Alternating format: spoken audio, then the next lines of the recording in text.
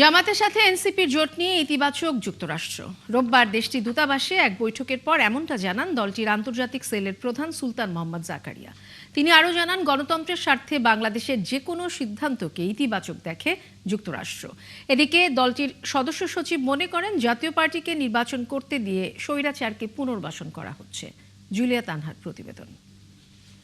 আমাদের যুগ্ম সদস্য সচিব মোহাম্মদ আলাউদ্দিন নির্বাচন নিয়ে ঢাকার যুক্তরাষ্ট্র দূতাবাসের সাথে বৈঠকের পর এই সংবাদ সম্মেলন এনসিপির। বৈঠকে কি আলোচনা হয়েছে তা তুলে ধরেন দলটির আন্তর্জাতিক সেলের প্রধান।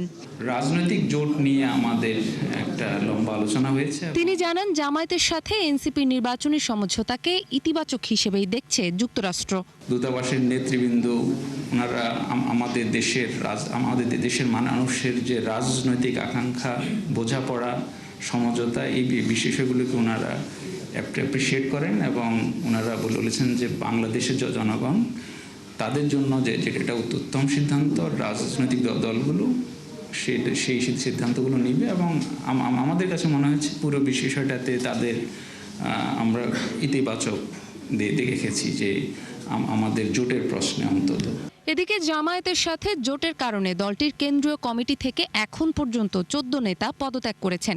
এ নিয়ে সংবাদ সম্মেলনে কথা বলেন দলটির সদস্য সচিব। যারা পদত্যাগ করেছেন তারা আমাদের কাছে তাদের পদত্যাগের পত্রটা জমা দিয়েছেন এবং আমরা এখনো পর্যন্ত অফিসিয়ালি সেটা গ্রহণও করি নাই। তাদের সঙ্গে আমাদের আলাপ আলোচনা চলছে এবং আমরা মনে করি যে আমরা একটা সুষ্ঠু সমাধানে আমরা পৌঁছাতে পারবো। তিনি আরও বলেন, জাতীয় পার্টিকে নির্বাচন করতে দেয়া এজেন্সির খেলা। নির্বাচন কমিশন জাতীয় পার্টির ব্যাপারে একটা ইতিবাচক সিদ্ধান্ত তারা গ্রহণ করেছেন, আমরা সেটার প্রতিবাদ জানাই এবং একই সাথে আমরা মনে করি যে এই জাতীয় পার্টিকে নির্বাচনে নিয়ে আসা, এটাকে কোনোভাবে আমরা সরল চোখে দেখি না। এটা আওয়ামী লীগকে পুনর্বাসন বা এক ধরনের এজেন্সির খেলা।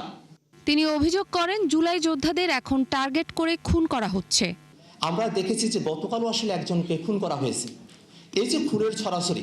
জুলিয়া তানহা, ৭১, ঢাকা।